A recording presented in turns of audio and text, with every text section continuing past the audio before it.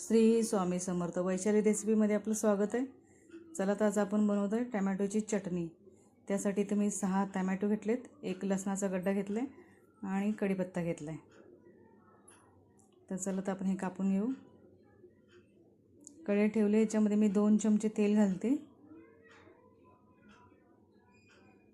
आणि त्याच्यामध्ये किसून घेतलेला लसूण घालते. तो यात मी कांदा वगैरे काही नाही वापरणार, फक्त लसूण, कढीपत्ता आणि थोडंसं जिरं घालते. हे नीट हलवून घेऊया आपण. त्याच्यामध्ये मी हळद,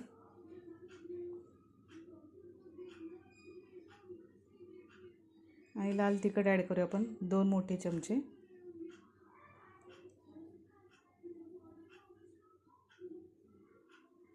आणि कापून घेतलेले टमॅटो, लाल बघून टमॅटो घ्यायचे चटणी बनवण्यासाठी, त्याला नॅचरल कलर येतो. मग आपण ही चटणी कशामध्ये पण उपयोग करू शकतो. असा भाताबरोबर खाऊ शकतो, चपातीवर खाऊ शकतो, टिफिनला देऊ शकतो.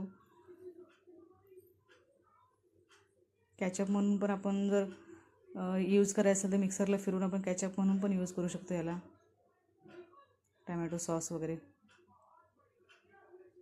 चला ते 10 मिनटासाठी झाकून ठेवूया याला.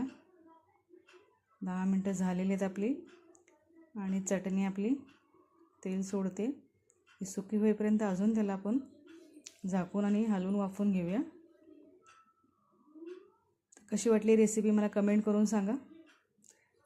लाईक आणि सबस्क्राईब पण करा. हे बघा, अजून हिने तेल सोडलं. अजून ह्याच्यापेक्षा पण आपल्याला ती घट्ट बनवायची.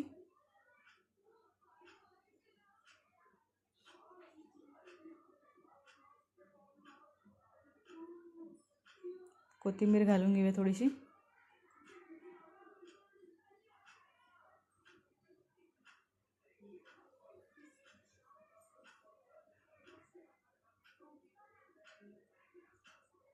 एक बार बनवून जरूर बघा, सोपे, वेळ नाही लागत.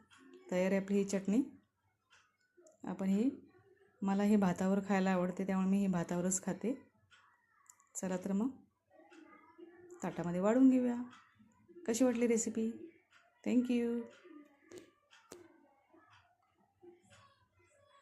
पावसाळ्यात दिवसात गरम गरम चटणी आणि भात, अमेझिंग.